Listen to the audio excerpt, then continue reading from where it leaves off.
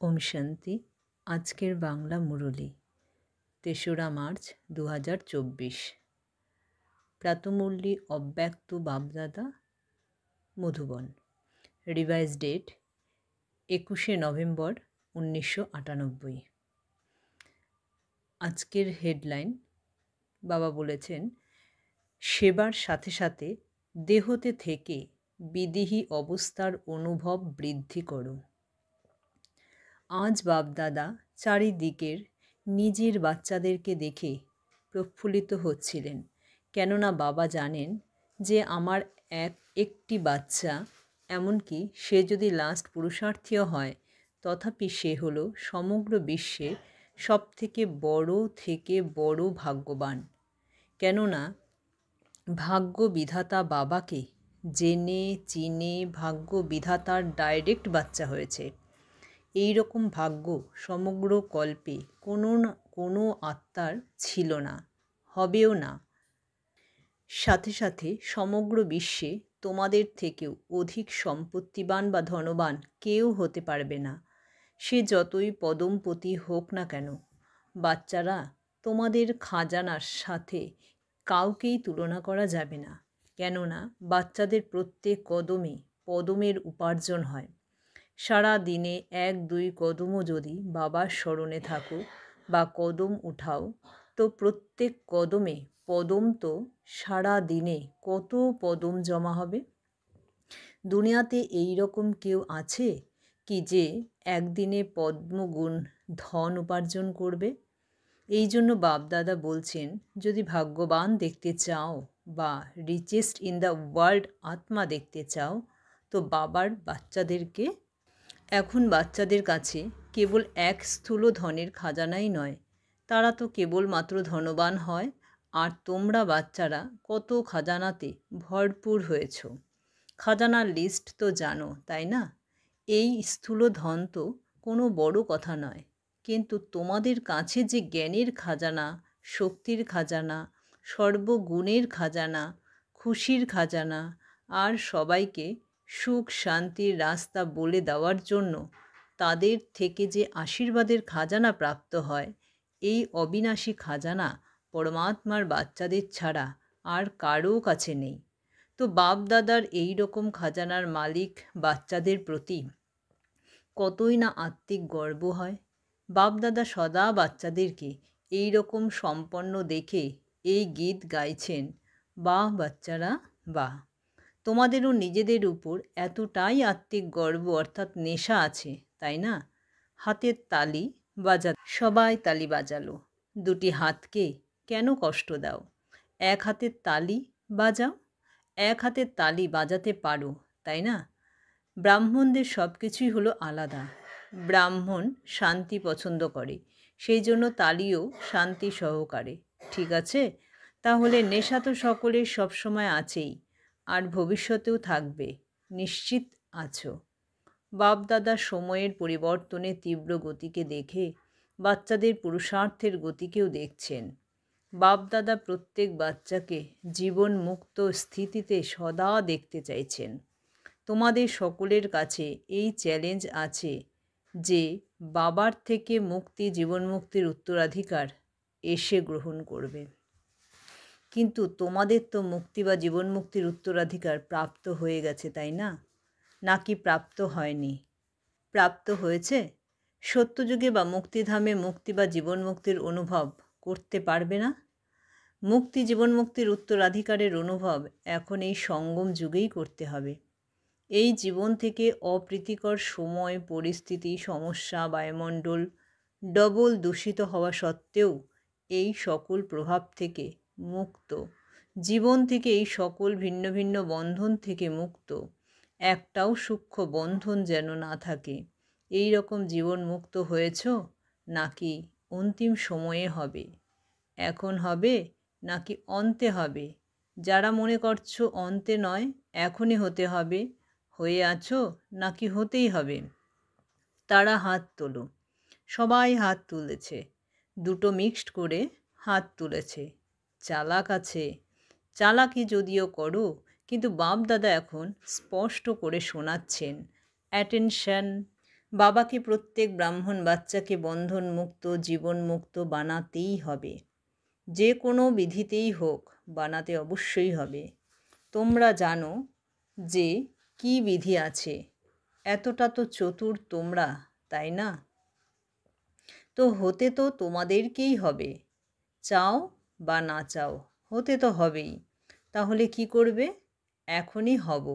তোমাদের মুখে গোলাপজাম, সকলের মুখে গোলাপজাম এসে গেছে, তাই না? কিন্তু এই গোলাপ জামুন হলো এখন বন্ধনমুক্ত হওয়ার, এমন নয় যে গোলাপজাম খেয়ে নেবে। হলের শোভা খুব ভালো লাগছে, একদম মালার মতো লাগছে। এখান থেকে এসে দেখো তো দেখবে একদম মালার মতো দেখাচ্ছে। যারা চেয়ারে বসে আছে তাদের মালা তৈরি হয়ে গেছে, ভালো হয়েছে। কারণে অকারণে যেরকম এখন চেয়ার নিয়েছো না, এই রকমই যখন বাপদাদার সময় অনুসারে ফাইনাল সিটি বাজাবেন, যে জীবন মুক্তির চেয়ারে বসে যাও, তখন বসবে নাকি এখন চেয়ারে বসে আছো? এমন নয় যে যারা মাটিতে বসে আছে তারা চেয়ারে বসবে না। প্রথমে তোমরাই বসবে। মাটিতে বসা এটা হলো তপস্যার লক্ষণ, সুস্থ শরীরের লক্ষণ। হেলথও আছে, তপস্যার দ্বারা খাজানার ওয়েলথও আছে। তো যেখানে হেলথ আছে, ওয়েলথ আছে, সেখানে হ্যাপি তো আছেই। তো ভালো হয়েছে, হেলদি আছো, ওয়েলদি আছো। তো বাপ দাদা আজ দেখছিলেন যে বাচ্চাদের মধ্যে 3 প্রকারের স্টেজ রয়েছে। এক হলো পুরুষার্থী, তাতে পুরুষার্থীও আছে আর তীব্র পুরুষার্থীও আছে। দ্বিতীয় হলো যারা পুরুষার্থের প্রালব্ধ জীবনমুক্ত অবস্থার স্টেজে অনুভব করছে, কিন্তু লাস্টের সম্পূর্ণ স্টেজ হলো দেহতে থেকেও বিদেহী অবস্থার অনুভব। তো 3 প্রকারের স্টেজ দেখছিলেন। পুরুষার্থের স্টেজে বেশি আত্মা দেখেছেন। প্রালব্ধ হলো জীবন মুক্তির। প্রালব্ধ এটা নয় যে সেন্টারের নিমিত্ত বা ভালো স্পিকার হওয়ার বা ড্রামা অনুসারে আলাদা আলাদা বিশেষ সেবার নিমিত্ত হওয়ার, এটা প্রালব্ধ নয়। এটা তো হলো আরও উন্নতি করার লিস্ট। কিন্তু প্রালব্ধ হলো জীবন, কোনো বন্ধন থাকবে না। তোমরা একটা চিত্র দেখিয়ে থাকো যেখানে এক সাধারণ অজ্ঞানী আত্মা কত দড়ি দিয়ে বাঁধা আছে। সেটা হলো অজ্ঞানী আত্মাদের জন্য লোহার শৃঙ্খল, মোটা মোটা বন্ধন। কিন্তু জ্ঞানিত আত্মা বাচ্চাদের খুব সূক্ষ্ম আর আকর্ষণীয় সুতো রয়েছে। লোহা শৃঙ্খল এখন নেই যে দেখা যাবে। এই বন্ধন অত্যন্ত সূক্ষ্ম ও আবার রয়ালও। পার্সোনালিটি ফিল করার আত্মাও আছে, কিন্তু সেই সুতো দেখা যায় না। নিজের ভালো অনুভব হয়, ভালো নয়, কিন্তু অনুভব এমন হয় যে আমি খুব ভালো, আমি অনেক উন্নতি করেছি। তো বাপ দাদা দেখছেন এই জীবন বন্ধের সুতো মেজরিটির মধ্যে আছে, তা এক হোক বা অর্ধেক, কিন্তু জীবন মুক্ত স্থিতি খুব কম আত্মার মধ্যেই দেখা গেছে। তো বাপদাদা দেখছেন যে হিসাব অনুসারে 1 সেকেন্ডের স্টেজ হলো জীবন মুক্ত। লাস্ট স্টেজ তো হলো দেহ থেকে আলাদা বিদেহী ভাব। সেই স্টেজ আর যে স্টেজ শোনালাম তার জন্য আরও অনেক অনেক অনেক অ্যাটেনশান চাই। সব বাচ্চা জিজ্ঞেস করে 1999 সাল এলে কী হবে, কী করব, কী করব, কী করব না। বাপদাদা বলছেন 99 সালের চক্করকে ছাড়ো, এখন থেকেই বিদেহী স্থিতির অনেক অনুভব চাই। যেরকম পরিস্থিতি আসছে আর ভবিষ্যতে আসবে তাতে বিদেহী স্থিতির অভ্যাস অনেক চাই। সেই জন্য অন্যান্য সকল কথা ত্যাগ করে এটা তো হবে না, এটা তো হবে না, কি হবে এই কোশ্চেন ছেড়ে দাও। বিদেহী থাকার অভ্যাসী বাচ্চাদেরকে কোনো পরিস্থিতি বা কোনো প্রকারের দোলাচল প্রভাব ফেলতে পারবে না। যদি প্রকৃতির 5 তত্ত্বও ভালোভাবে অস্থির করার প্রচেষ্টাও করে, কিন্তু বিদেহী অবস্থার অভ্যাসী আত্মা একদম অচল অনড়, এমন পাশ উইথ অনার হবে যে সকল পরিস্থিতি পাশ দিয়ে চলে যাবে, কিন্তু সে ব্রহ্মা বাবার সমান পাশ উইথ অনার প্রমাণ করে দেখাবে। বাপ দাদা সময়ে সময়ে ইশারা দিচ্ছেন আর দিতেও থাকবেন। তোমরা চিন্তা করো, প্ল্যানও বানাতে থাকো, বানাও। যদিও চিন্তা করো, কিন্তু কি হবে এই রকম আশ্চর্যান্বিত হয়ে নয়। বিদেহী সাক্ষী হয়ে চিন্তা করো, কিন্তু চিন্তা করে প্ল্যান বানিয়ে সেকেন্ডে প্লেন স্থিতি বানাতে থাকো। এখন প্রয়োজন হলো এই বিদেহী স্থিতি পরিস্থিতিকে খুব সহজেই অতিক্রম করে ফেলবে। যেরকম বৃষ্টি আসবে, চলেও যাবে, আর বিদেহীরা অচল অনড় হয়ে খেলা দেখবে।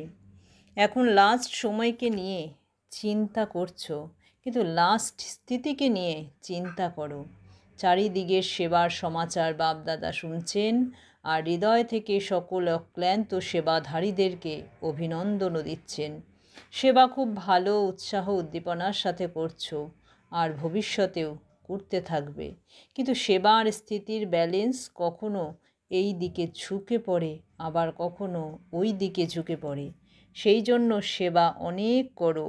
বাপদাদা সেবার জন্য মানা করছেন না, আরও জোরদার করো, কিন্তু সেবার স্থিতি সদা ব্যালেন্স রাখো। স্থিতি বানাতে অল্প পরিশ্রম করতে হয়, আর সেবা তো সহজে হয়ে যায়। এই জন্য সেবার বল অল্প হলেও স্থিতির থেকে উঁচু হয়ে যায়। ব্যালেন্স রাখো আর বাপ দাদার সকল সেবাধারী আত্মাদেরকে সম্পর্কে আগত ব্রাহ্মণ পরিবারের ব্লেসিং নিতে থাকো। এই আশীর্বাদের খাতা অনেক জমা করো। এখনকার আশীর্বাদের খাতা তোমাদের আত্মাদের মধ্যে এতটাই সম্পন্ন হয়ে যাবে যে দাপর থেকে তোমাদের চিত্রের দ্বারা সকলের আশীর্বাদ প্রাপ্ত হতে থাকবে। অনেক জন্ম ধরে আশীর্বাদ দিতে হবে, কিন্তু জমা এক জন্মেই করতে হবে। এর জন্য কি করবে? স্থিতিকে সদা সামনে রেখে সেবাতে উন্নতি করতে থাকো। কি হবে এটা চিন্তা করো না। ব্রাহ্মণ আত্মাদের জন্য খুব ভালোই হবে, কিন্তু ব্যালেন্স রাখা আত্মাদের জন্য সদা ভালো হবে। ব্যালেন্স কম থাকলে কখনো ভালো, কখনো অল্প ভালো। শুনেছ কি করতে হবে? কোশ্চেন মার্ক চিন্তা করার হিসাবে আশ্চর্যান্বিত হয়ে চিন্তা করা ফিনিশ করো। এটা তো হবে না, এটা তো হবে না। এই চিন্তা স্থিতিকে উপর নিচে করে দেয়। বুঝেছ? আচ্ছা, বিদেশের গ্রুপ ওঠো। বিদেশেও একটি বিশেষত্ব বাপদাদার খুব ভালো লাগে। সেটা কি? সকলের উৎসাহ উদ্দীপনা অনেক আছে, যে বিদেশের প্রতিটি কোণে কোণে বাবার স্থান বানাবে, আর বানিয়েছেও। এই বছর কতগুলি নতুন স্থান বানিয়েছ? 12 থেকে 15। ভালো উৎসাহ আছে যে বাবার সন্দেশ চারিদিকে পৌঁছে যাবে। এই লক্ষ্য খুব ভালো। যেখানেই যায় সেখানে কাউকে না কাউকে নিমিত্ত বানানোর সেবার লক্ষ্য ভালো রাখে। এই বিশেষত্ব আছে। প্রত্যেকে যতটা সম্ভব নিজেকে নিজেই সেবার নিমিত্ত বানানোর অফারও করে আর প্র্যাকটিক্যালেও করে। এটাই ভাবে করে যে প্রত্যেক বাড়িতে বাবার ঘর থাকবে। এই উৎসাহ উদ্দীপনা খুব ভালো। সেই জন্য এই উৎসাহ উদ্দীপনার জন্য বাপদাদা আরও অ্যাডভান্স এগিয়ে যাওয়ার জন্য অভিনন্দন জানাচ্ছেন। বাপদাদা বিদেশি অর্থাৎ বিশ্ব কল্যাণ করার নিমিত্ত হওয়া বাচ্চাদেরকে এটাই বলছেন যে এখন সেবা আর বিদেহী অবস্থাতে নম্বর 1 বিদেশি বাচ্চাদেরকেই হতে হবে। কবে? 1999 সালে নাকি 2000 সালে হতে হবে? কবে নয়, এখন। অব্যক্ত বাবার পালনার প্রত্যক্ষ প্রমাণ দিতে হবে। যেরকম ব্রহ্মা বাবা অব্যক্ত হয়ে বিদেহী স্থিতির দ্বারা কর্মাতীত হয়েছিলেন, তো অব্যক্ত ব্রহ্মার বিশেষ পালনার পাত্র হয়েছ। সেই জন্য বাবাকে অব্যক্ত পালনার রেসপন্স দেবে, বিদেহী হওয়ার, সেবার আর স্থিতির ব্যালেন্সের। ঠিক আছে? রাজি আছো? করতেই হবে। বাপদাদা এটা চিন্তা করেন না, দেখব, চিন্তা করব না। করতেই হবে। নিজের ভাষাতে বলো, করতেই হবে। টিভিতে যারা দেখছো তোমরাও সবাই এটা বলছো, তাই না? বাপদাদা দেখছেন, ভারতেও দেখছেন, ফরেনেও দেখছেন, যে সকলে উৎসাহের সাথে বলছে আমি করব, আমাদেরকেই করতে হবে। তোমাদেরকে অ্যাডভান্স অভিনন্দন জানাই। আচ্ছা, বিদেশ থেকে অনেক ভাই বোন প্রথমবার এসেছে, রিট্রিট আগত গেস্টও বসে আছে।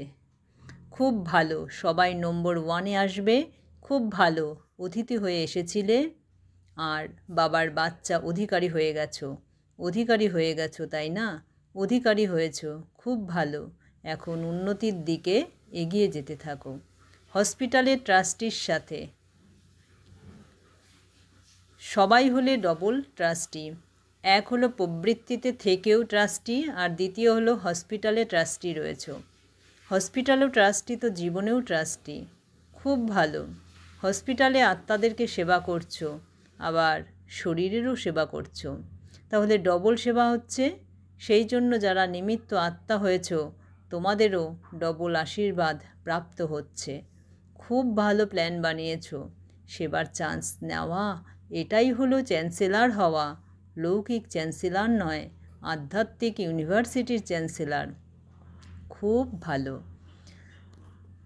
অস্ট্রেলিয়ার আত্মারা অলিম্পিক গেমের সময় বড় প্রোগ্রাম করার প্ল্যান বানাচ্ছে। বাপদাদাকে প্ল্যান দেখিয়েছে, যেখানে উৎসাহ উদ্দীপনা আছে আর সকলের একমত আছে। তো যেখানে একমত আছে আর উৎসাহ উদ্দীপনা আছে, তো সফলতা আছেই।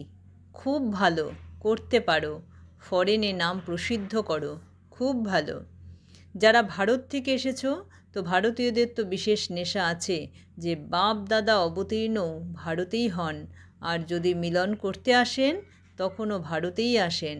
তাই ডবল নেশা আছে, তাই না? ভারতীয়রাই বিদেশে সন্দেশ পৌঁছে দিয়েছে, তো ভারত বিদেশেও নিজের পরিবারকে খুঁজে বের করে এক পরিবার বানিয়ে দিয়েছে।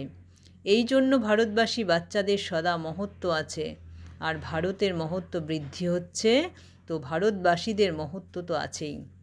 এই জন্য যে সমস্ত নতুন পুরানো বাচ্চা এসেছো, তারা অত্যন্ত ভালোবাসার সাথে পৌঁছে গেছো।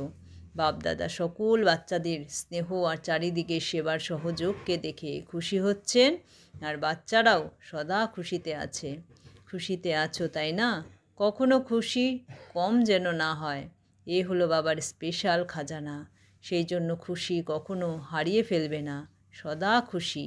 আচ্ছা, চারিদিকে সর্বশ্রেষ্ঠ ভাগ্যবান, সর্বশ্রেষ্ঠ খাজানার মালিক, সদা সেবা আর স্থিতির ব্যালেন্স রাখা জ্ঞানিত আত্মাদেরকে, সর্বশক্তি সম্পন্ন আত্মাদেরকে, সদা বন্ধন মুক্ত জীবন মুক্ত আত্মাদেরকে বাপদাদার স্মরণের স্নেহ সুমন আর নমস্কার। আজকের বরদান দিয়েছে বাবা, পরমাত্মার কাজে সহযোগী হয়ে সকলের সহযোগ প্রাপ্তকারী সফলতা স্বরূপ ভব। বিস্তারে বাবা বলেছেন, যেখানে সকলের উৎসাহ উদ্দীপনা আছে সেখানে সফলতা স্বয়ং নিকটে এসে গলার মালা হয়ে যায়। কোনো বিশাল কাজে প্রত্যেকের সহযোগের আঙ্গুল চাই। সেবার চান্স সকলের আছে। কেউ কোনো বাহানা দিতে পারবে না যে আমি করতে পারবো না, সময় নেই। উঠতে বসতে 10 থেকে 10 মিনিটও সেবা করো। শরীর সুস্থ না থাকলে ঘরে বসে করো। মনসা দ্বারা সুখের বৃত্তি, সুখময় স্থিতির দ্বারা সুখময় সংসার বানাও। পরমাত্মার কাজে সহযোগী হও, তো সকলের সহযোগ প্রাপ্ত হবে। আজকে স্লোগান দিয়েছে বাবা, প্রকৃতিপতির সিটের উপর সেট হয়ে থাকো, তো পরিস্থিতিগুলিতে আপসেট হবে না। ওম শান্তি।